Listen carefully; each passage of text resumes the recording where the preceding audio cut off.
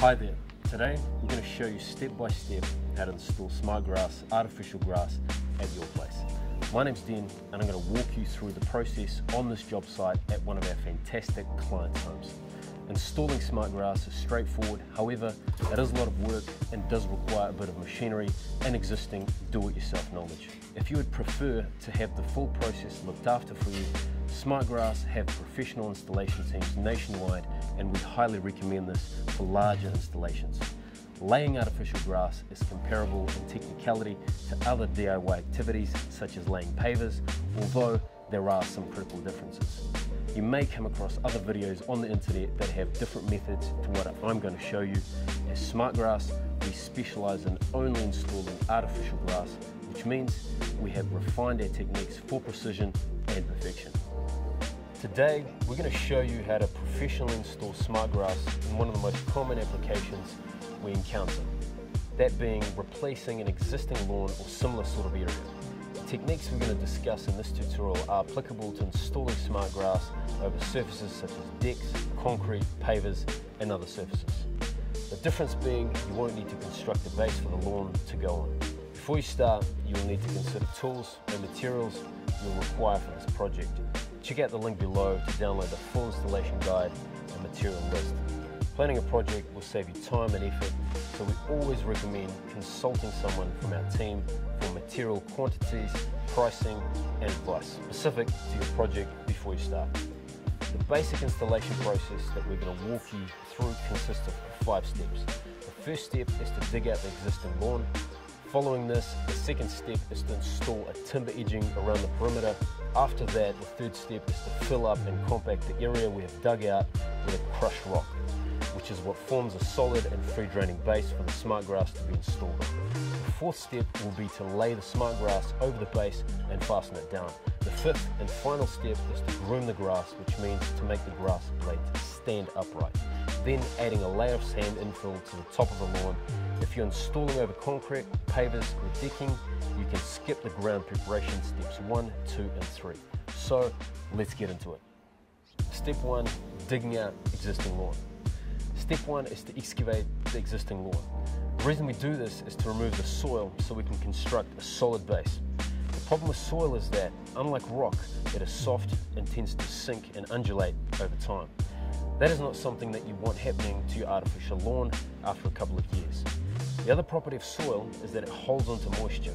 With the AP20 base we're going to lay is better draining and also less fertile, so it will be less likely that weeds grow underneath the lawn. The depth that you need to dig out depends on how soft the ground is and what you'll be using the area for.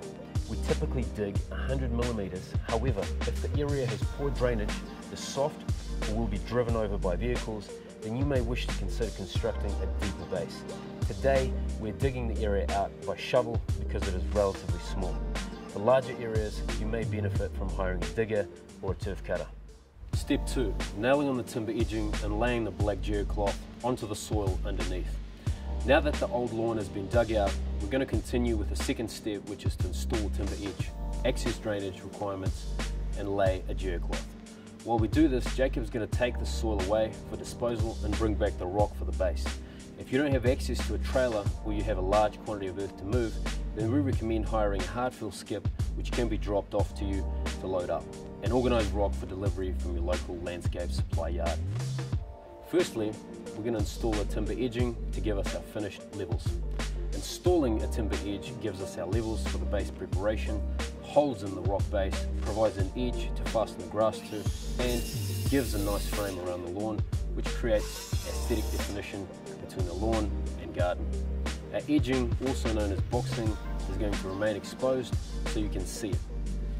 You can also cover the edging with the grass so you don't see it if you prefer that look. That's something we commonly do when butting the grass to the concrete.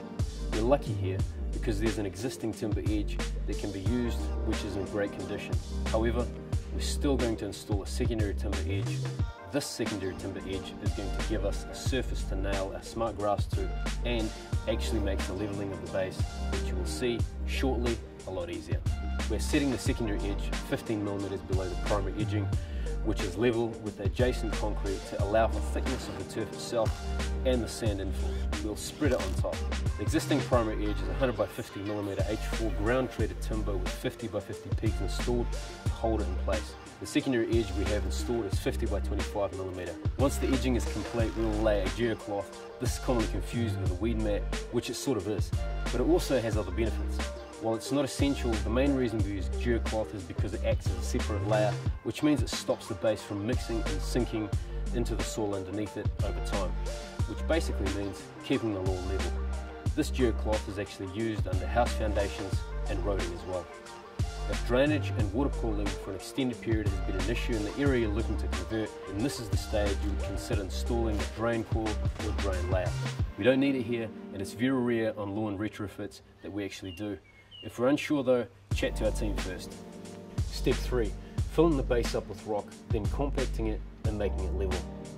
Now that Jacob is back with our rock, we're moving into the third step, which is backfilling the base with 8x20. This is the rock we use because it compacts well and stays that way. It also allows some vertical drainage for water to drain through. Usually we fill and rake the 8x20 out to the level of the secondary edging and then compact it using a plate compactor. A quick spray of water helps the rock to compact tighter and also reduces dust. We want to give extra attention to compacting around the edge of the lawn because if you don't, it can sink over time. Now that we have compacted the 8x20 layer, the level has dropped down below the level of the secondary edging. We are now going to top that up with a fine layer of crusher dust to give us a finished surface that is nice and smooth. We then rake the compacted crusher dust just above the approximate finished height of the base before spraying and compacting this layer as well. Because we have a secondary edge, we are now going to use that edge as a guide to screed off the base so we can get a perfectly fat finish. This is the most critical part of the entire project. Getting this perfect will give us an excellent result. Top tip, something important to remember is that like many DIY activities such as painting or laying pavers, it is all in the preparation. The better the base you build, the better finished result will look. Step 4, laying of grass and nailing it down.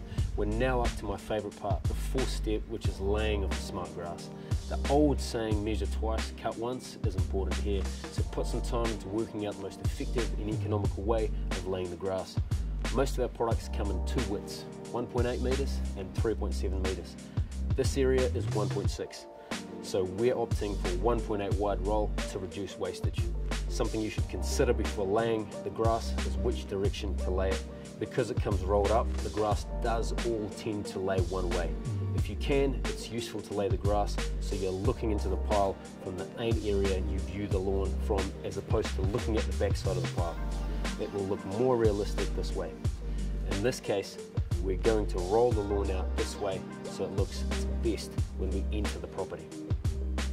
Next, we're going to cut our drops. This is where we measure how much SmartGrass we need and then cut it off the roll. When we cut the grass, we always do so by using a sharp Stanley knife and always from the backing of the grass. This is so we don't cut the blades off the grass halfway through, which would give a rough and uneven looking edge. Fitting the grass to the area is straightforward. Once it's in place, we'll trim around the edge and fasten it down. We're going to do that today by nailing the turf to the secondary edge. Some larger areas may require fastening throughout. You can do this by driving a 120mm galvanized nail through the turf, which does an excellent job of holding it down. The sand infill stage that we'll get to shortly is what will do most of the work to hold the grass down. Larger areas may require joints. There is more instruction on how to complete a join using a self-adhesive seam tape and instructions that can be downloaded in the link below. Step 5, groom and infill. We're nearly there now, but we have the final stage to go, which is going to transform the look of the grass. Step 5 is what we call the infill and groom process. The first part of this is to get the grass pile to stand upright as much as possible. We recommend using a power broom, however you can use a stiff broom, but it does require a lot more effort. We're getting the turf to stand as upright as possible, ready to spread the sand infill, on which we'll keep it that way. It's much easier to do this when the turf is dry and also on a warm day. Now that the grass is standing upright, it's time to apply the sand infill. We're using SmartGrass SmartFill sand, which is a kiln-dried silica sand. The reason we use this is because it's dry, it beds into the pile of grass quickly and relatively evenly. It is also very low in contaminants, so less likely to allow weed germination in comparison to other sands that have not been washed and dried. We use a sand spreader to spread the sand relatively evenly, but if you do get some patches that are too thick, you can sweep them out or dissipate them using a leaf blower. Now we've got our sand on, we will give this another groom to settle it in, and a final inspection to make sure that we're happy and that there aren't any major lumps or deficiencies of sand. To finish off, we're going to give the lawn a hose down to wash the sand in. Once you do this, you won't be able to easily brush out any high spots of sand until the next hot day because the sand will clump together. So make sure you check over the lawn first. That's it. We're giving the area a final wash down and tidy up, getting rid of any offcuts and waste. This has been an excellent transformation of this space, creating a great first impression to the home and reduced maintenance. We hope you've gotten value out of watching this tutorial and would love to help you out further with your project. Reach out to our team if you have any questions. What we recommend from here is sketching up the measurements of your space and emailing them to us with a photo. We can then provide you a quote for the materials required, full instructions and advice specific to your area, and a roll plan, how much turf you need and which direction to lay it. Another popular option is to arrange a measure and quote from one of our SmartGrass consultants who can come to you, give you a quote to look after the full installation. Thank you for joining us, and don't forget to download our full instructional guide and material list through the link below. Choose the lawn with the looks that last. The grass is always greener with SmartGrass. The grass is always greener with SmartGrass.